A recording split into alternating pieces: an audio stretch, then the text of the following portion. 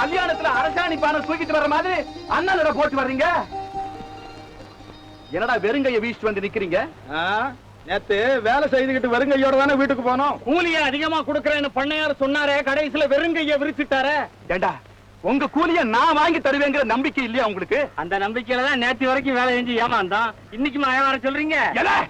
விளைஞ்ச பயிர் தண்ணியில கிடக்குதுரா, அதை இப்பவே அறுத்து கரை ஏத்தலன்னா நாளைக்கு முளைச்சு யாருக்கும் பிரயோஜனம் இல்லாம மண்ணோட மண்ணா போயிடும். அப்படி போக சம்மதிச்சாலும் சம்மதிப்பீங்க, ஆனா எங்களுக்கு ஒரு பிடி நெல் அதிகமா கொடுக்க மாட்டீங்க. ஆமாப்பா, இவர் எப்போதும் முதலாளி கட்சி தான். இன்னைக்கு கூலிய வாங்கிட்டு தான் வயல்ல இறங்குவோம்.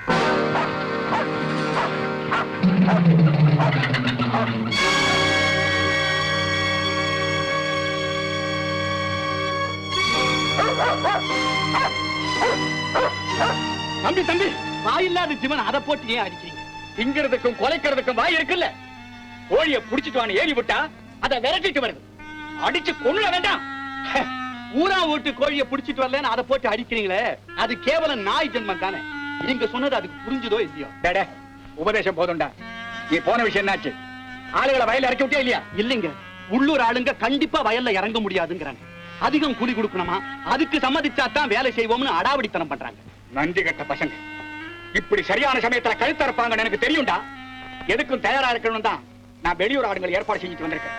நான் போய் அவங்களை அழைச்சிட்டு வயலுக்கு போறேன். நீ அப்பாவை கூட்டிட்டு சீக்கிரம் வந்துரு. என்னலாம் பண்ற? வெட்டி போடுவ வெட்டி.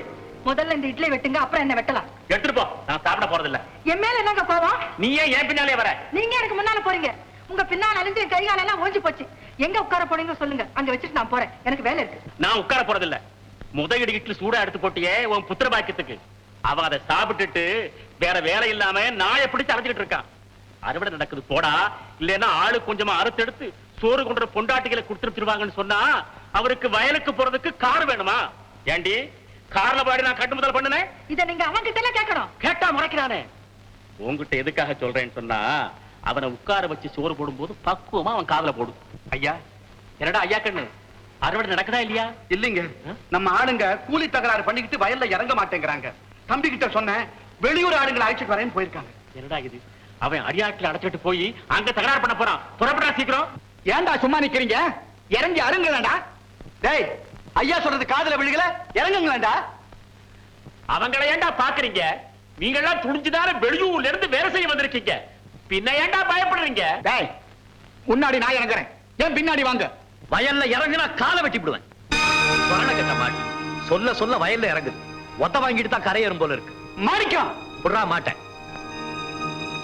என்னப்பா வடிவேலு, மாட்டுக்கு ஒரு தரம் மனுஷருக்கு ஒரு தரம் சொல்லணுமா?